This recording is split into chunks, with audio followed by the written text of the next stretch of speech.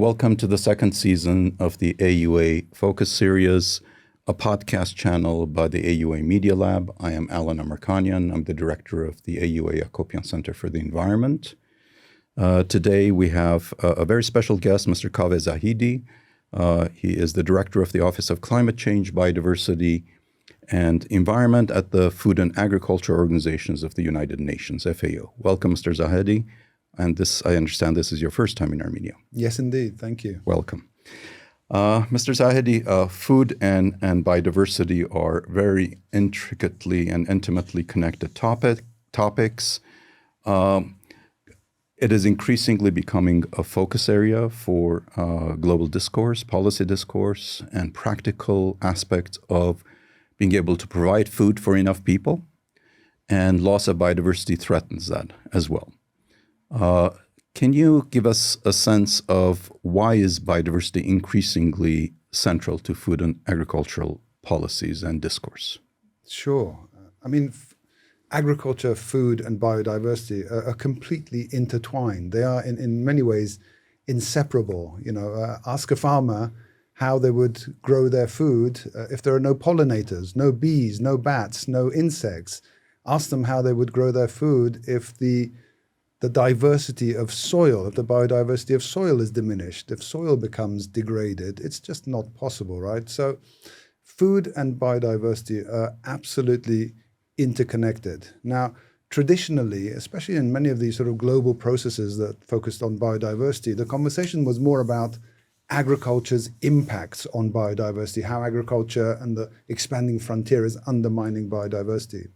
What we're increasingly seeing now is a realization and an understanding that actually, in order for us to reverse the degradation of biodiversity, agriculture has to be one of our allies. We have to work with and through agriculture and food systems to address biodiversity, including, of course, for maintaining and broadening the genetic diversity of food and agriculture. We're here in Armenia, a country that knows very much about this genetic diversity, the varieties of vine, grape, the varieties of wheat, and their wild cousins, as it were. These are all fundamental, not just for feeding a world population that is expanding, but also for creating the crops of the future, crops that can withstand extreme heat, crops that can withstand droughts or floods, crops that are adapted to a new climate reality. In a way, this genetic diversity, this biodiversity of food and agriculture is an insurance against an uncertain future. Mm-hmm. Thank you very much. Yeah, fascinating. So it's not only the issue of biodiversity being negatively impacted by agriculture, but actually agriculture can help increase biodiversity is the new way of thinking about the relationship of the two. Yes, that's exactly right. And there's obvious solutions that are out there. For example, take agroforestry, intercropping basically with trees and crops. It's a way of maintaining and increasing biodiversity, but it's also a good way of making the crops more resilient. If you have multiple crops, in a way, that's an insurance. If some of them are affected increasingly by pests and disease, for example, the farmer doesn't lose their entire crop. So many of the solutions we have, in a way, address the biodiversity challenge, address the climate challenge, and address the food security challenge. Agroforestry is one of them. The restoration of degraded agricultural lands is another example. Building sustainability into aquaculture and fisheries or into livestock. All of these are examples of biodiversity actions through agriculture and food systems. And what does your office do at the FAO in trying to introduce these innovations into national policies, into local practices? And is there reception from national governments and local practitioners, farmers, about these new approaches? So basically what our office tries to do is bring this reality of agri-food systems as a solution provider into the global stage, into the global conversations on biodiversity, like COP17 that's around the corner, climate change, environment. For many years, the conversation about agriculture was either absent or very negative. And to introduce a sort of a change of the narrative that actually agriculture, we have to get to grips with it and we have to invest in and scale up these agri-food solutions that can help with biodiversity and with climate change and with food security. And that's the sort of conversation we've tried to introduce at the global level into these multilateral environmental agreements. The Convention on Biological Diversity is one example. And I think with some success, collectively, we've introduced this concept. If you now look at the Convention on Biological Diversity and the Kunming-Montreal Global Biodiversity Framework, the sort of the global plan on how to begin to tackle the biodiversity crisis, you see agriculture and food systems absolutely embedded in this plan, not just as a standalone target, although there is one, Target 10, on sustainable agriculture, but you see the elements of it on pollution, on restoration of degraded land, across many of the targets. So we've, in a way, helped to change the narrative, and we're beginning to see that at the global level. But of course, as you said, that's not enough. We then have to help countries translate that into their national realities. And the starting place is their plans. Again, you mentioned that within a biodiversity context, countries have to do national biodiversity strategies and action plans.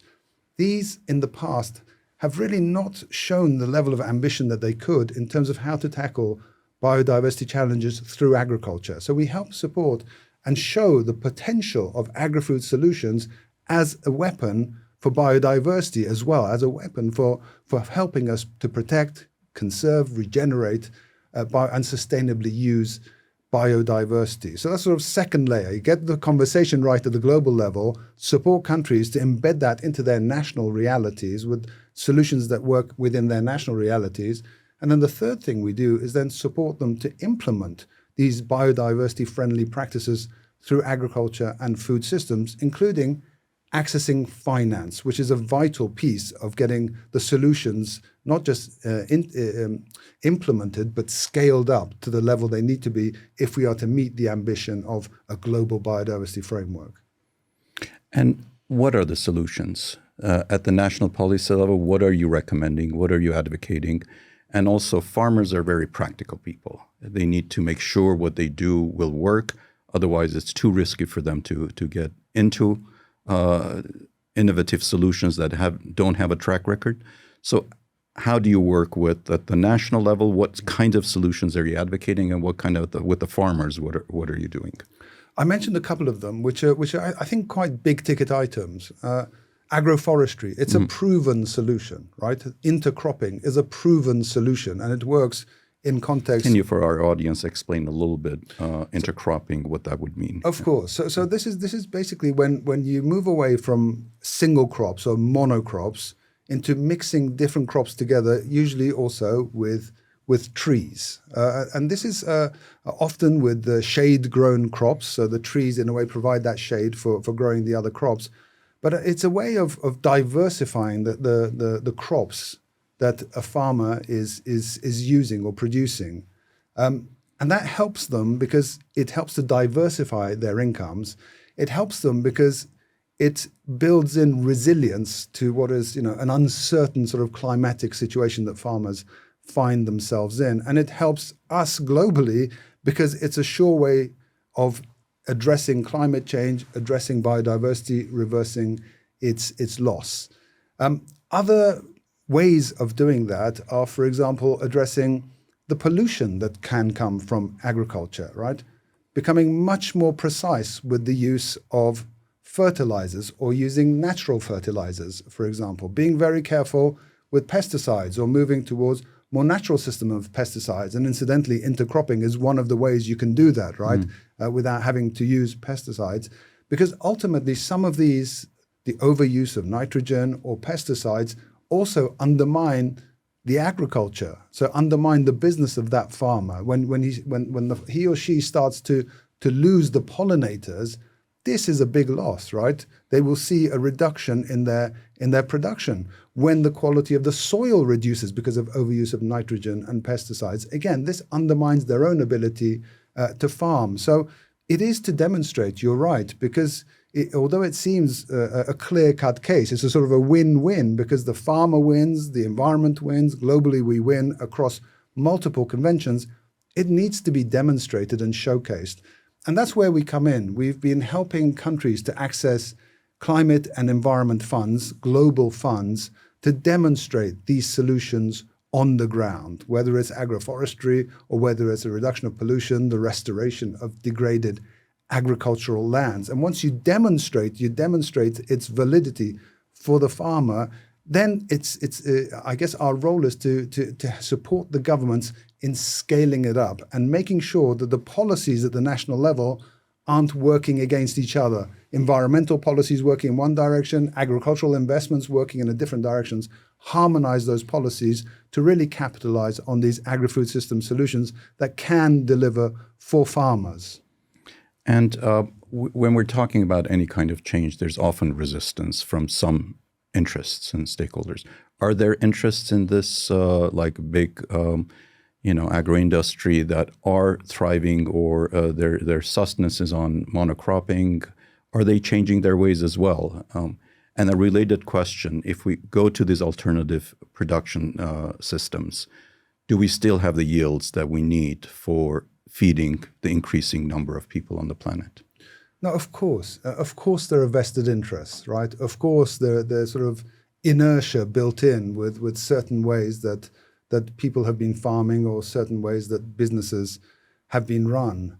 But the bottom line is that if we destroy our biodiversity, we destroy our agriculture. So we are, in a way, all moving in the same direction. We're all trying to produce more with less, right? Produce more because we're heading towards a world with maybe 10 billion people by the middle of the century. Produce more because even today, 700 million people still go to bed hungry every night. But at the same time, produce more with less inputs, which are also expensive but damaging, and less outputs in terms of emissions and runoff and so on. So we've demonstrated that it is possible to produce more with less. What we haven't seen is the level of investment that's needed to actually scale that up so that we can match, as you say, traditional forms of agriculture and maintain the agricultural productivity. Don't forget that many of the things we're saying are going to help the farmers maintain productivity and a higher productivity. Climate change reduces productivity. Climate change reduces the nutritional value and content of crops. So all of these are challenges that are very real for the farmer and for national food security, not just from an environmental perspective. Going to now the major event Armenia is preparing to host next fall, October 18th through 30th. Armenia will take over the presidency of the Conference of the Parties of the Convention on Biological Diversity. This is an unprecedented possibility for Armenia to take on a global leadership role like this, and it doesn't end with COP. The next 2 years after the COP, Armenia will maintain the presidency and lead the global agenda on biodiversity. What do you expect this conference to achieve, especially in relation to food and agriculture? What are the agenda items that the global community needs to focus on? Well, first of all, Armenia is already deep into it, right? Because although they take over the presidency at COP17, it's the preparation has already begun. I think the centerpiece of this COP, the big ticket item, is the review of progress, right? This is basically the COP that will do a stock take of where countries find themselves on what was a very ambitious agenda that they adopted for themselves called the Kunming-Montreal Global Biodiversity Framework. The Kunming-Montreal Global Biodiversity Framework, this roadmap of how we can begin to address the biodiversity crisis, has many, many targets, many indicators of what countries could and should be doing. Happily, from our perspective, one of the big innovations of this Global Biodiversity Framework is a full recognition of the importance of the sustainable use of biodiversity. So it's not just about protecting, although that's an important part, right? The 30% by 2030. But what about the other 70%? How do we make sure that we're helping to conserve, regenerate, protect biodiversity in the rest of the territories? And that's where, of course, sustainable agriculture comes in. And there is a specific target 10 on sustainable agriculture. And as I said before, agriculture is now sort of imprinted across the whole agenda, multiple indicators to do with restoration, to do with pollution, and so on and so forth. So COP17 is the stock take moment. This is where countries have to come to the table and say, this is what we've achieved so far at the halfway point. And that will help us understand where we're doing well and where we need to accelerate progress if we are to achieve what the Global Biodiversity Framework set out to achieve by 2030. That's going to be a huge piece. Right now, one of the big challenges for Armenia and for the rest of the countries is that not enough countries have put their biodiversity strategies on the table. And by February next year, all countries should put their biodiversity reports, their progress reports on the table as well. And those will be the building blocks for assessing, have we made enough progress? If not, where are the areas that we need to accelerate, including by investing more? And we believe one of the areas where there's a gap between where we want to be, so the ambition gap, if you will, is on better using agriculture and food systems to provide those biodiversity solutions. Mm-hmm. And I believe you're referring to these other effective measures of conservation measures. OECMs could be an alternative where actually agricultural areas could become could support the goal of 30 by 30% protected areas by 2030. Are there examples in the world that you point to saying, look, they've used agricultural land and now it's being effectively used as a area where it's considered a protected area and supports biodiversity? Well, first of all, I mean, agriculture and the way of using agriculture to support the biodiversity agenda goes way beyond Target 3 and OECMs. OECM is a microcosm. Mainly, it's I think in the crosshairs, because there's a realization that this 30% target is very ambitious, and some countries are struggling to meet it. But agriculture goes way beyond that, right? It's got a dedicated target 10. If you look at policy coherence, if you look at elimination of harmful subsidies, if you look at pollution, if you look at fertilizer use, if you look at pesticide, all of these are embedded in the Global Biodiversity Framework, and all of these need to be addressed. But if you just look at this microcosm, which is the OECMs, as you rightly say, absolutely, we have ways of showing that agriculture and food systems, and when I say agriculture and food systems, that includes fisheries, that includes livestock, it includes forestry solutions, yes. Right? In the broader remit, they can provide the protection that's needed. One example, and it's just one example where we're heavily involved, is what are called globally important agricultural heritage systems, GIAS. These globally important agricultural heritage systems, there are now about 104 around the world. They demonstrate age-old practices, practices of producing food that have lasted for hundreds of years in many cases, that demonstrate... And this would be the Vietnamese rice paddies There are multiple systems from Europe to China to South Korea to South America, and some of them are to do with aquaculture, others are to do with crops, other ones are to do with livestock. They're multiple and varied systems, but what they share is they have agricultural heritage that has lasted through time. And what this means is that they have shown through time the sustainable use of biodiversity. They have shown through time that their systems are able to adjust to a changing environment, which is now more important than ever with climate change. So these globally important agricultural heritage systems are actually a perfect example for me of how you can have the coexistence of agriculture, food production, with the sustainable use of biodiversity and with climate benefits thrown in. And of course, underlying it all is the livelihood of the farmers, of the local communities that depend on these systems. And this also highlights the importance of traditional knowledge and indigenous knowledge, to access them and utilize them to meet our food needs.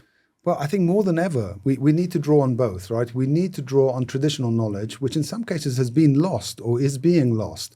We need to rescue that and couple that with innovation that is now coming in. We have ways of doing things that weren't available 5, 10, 20 years ago. And I think it's a combination. And both, I think, from our perspective, can be considered innovation, the traditional knowledge that has its innovation built in, and the modern innovation. And for us, the globally important agricultural heritage systems are ones, yes, that really demonstrate sort of the traditional knowledge, the wisdom that has come down through the ages. What could Armenia as a host country expect to get out of the COP17 for its national agenda? What do countries usually get when they host to advance their national agenda? Can you give us some advice or thoughts how we can think about the impact of a conference of parties on the local discourse and dialogue? Well, first of all, that there is a local discourse and dialogue, right? The fact that we're having this conversation is part of it. The general public, I hope, will, through the hosting of this COP, become much more familiar with the issue and the importance of biodiversity, and from our perspective, its interlinkages with many things, including agriculture. So they don't see biodiversity as someone else's business or something that's not really related to them. They understand that this is really about the food we eat, our agriculture, our livelihood. So I think that consciousness is a very big part of what a COP and its presidency brings to a country. It's also an opportunity to demonstrate leadership, right? And to demonstrate that this country can, in fact, show leadership in the implementation of the global biodiversity framework. When Armenia puts its national biodiversity strategy and action plan on the table, it's going to attract a lot of attention because it's the incoming presidency of the CBD COP.